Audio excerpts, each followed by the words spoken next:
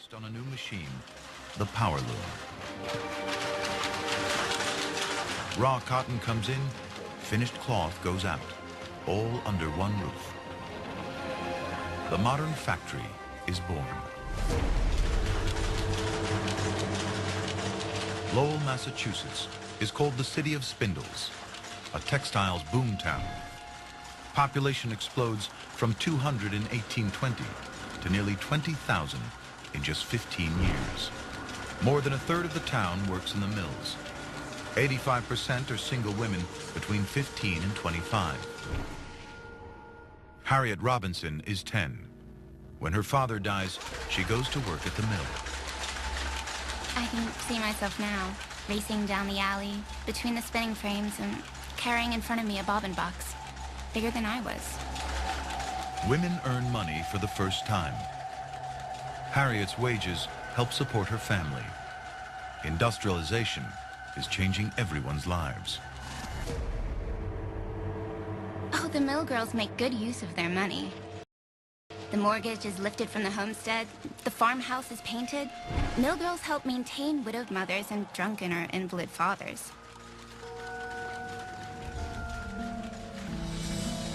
When women really joined the workforce in the cotton mills and the thread factories, I think it gave women an opportunity to get out, be serious about being breadwinners, and it changed the whole fabric of America. Despite 12-hour shifts, the factories offer a new world of opportunity for women.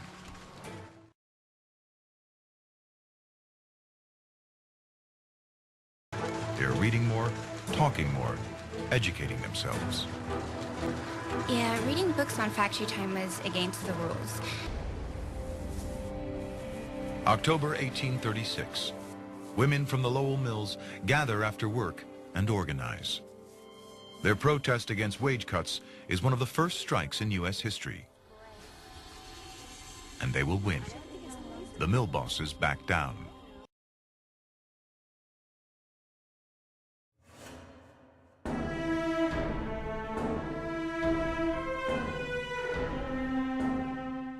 Mill girls are young girls, as young as 10 years old, who worked in cotton factories.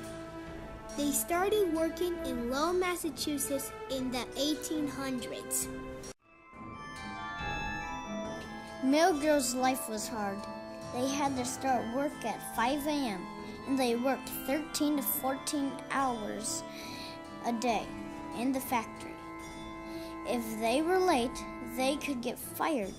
They had breakfast and dinner, but no lunch. There were also bad conditions the mill girls had to face in the factory. One problem is that the windows were closed to keep the thread from breaking.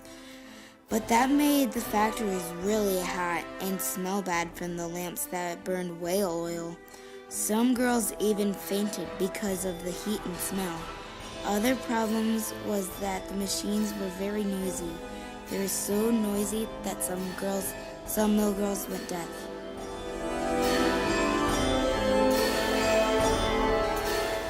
Their lives were also difficult outside the mill. For example, mill girls were packed in little boarding houses or dorms.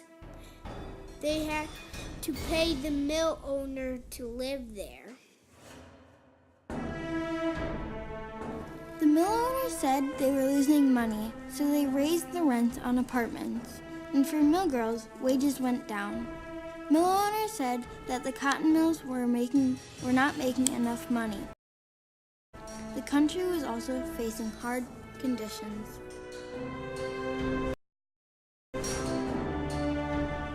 These disastrous conditions, these horrible injuries, led some women to speak out for themselves. For example, Harriet Robinson, a mill girl, stood up and gave a speech about her feelings. Her speech inspired other mill girls to speak for themselves too and go on strike. At first, they were not successful, but that did not stop them. The mill girls went on strike for 75 years till they made the mill owners give better conditions and pay.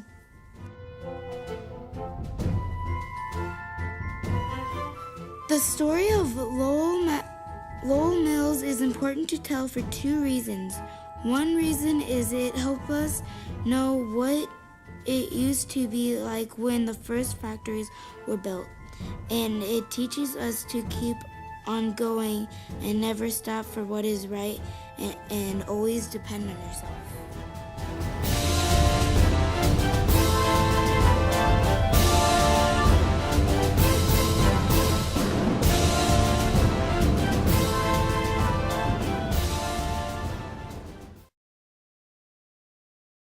But the dirty secret of it all was the poor buggers in the factories, killing themselves in the name of the machine. Stop slacking! Lucky to see their 20th birthday. Pick it up! Look lively! The factories were no better than a bloody grave. Their deaths a meaningless sacrifice to line the pockets of the wealthy. Mass production of cheap cotton fabrics spawns America's clothing industry. Previously, most families made their own clothes. Now people buy ready-to-wear. Fashion isn't the only innovation to come out of the mills. Technology developed here will lead straight to Silicon Valley. Looms pioneer punch cards to produce patterned fabric. Each hole in the card tells the loom to use a different colored thread, a yes-no decision. It's binary code, the basis of all modern computers. The birth of the computer and internet began in cotton mills with these looms. For me, what makes me proudest to be an American is that American spirit of productivity, optimism, this idea that the world doesn't have to be doom and gloom, that we can use technology to make our lives better. But none of those shillings ever makes it into the pockets of the poor devils whose blood is spilled building this glorious empire. The working class.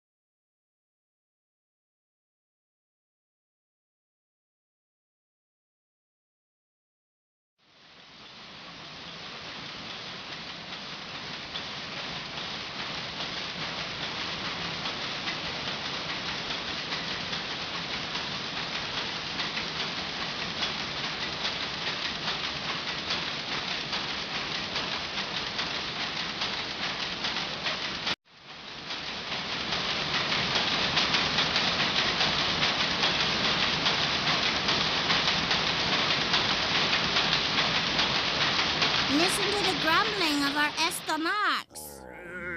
Me relaxing with friends. You know the standard stuff. For this I shall pay you 2 copper coins. I leave to fight in Flanders. Stupid Flanders. I could walk 6 paces that way, or I could kill them all right now. I'm heartily sorry and confess all my sins. I'm sorry. Solved.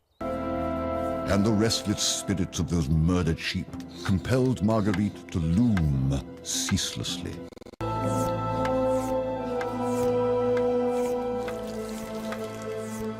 Maman, we're failed to grow. We've had too little food. Is it too little food or too much complaining? What an age for prosthetics we live in. It's beautiful. But it's also not what I expected. Burn down their house.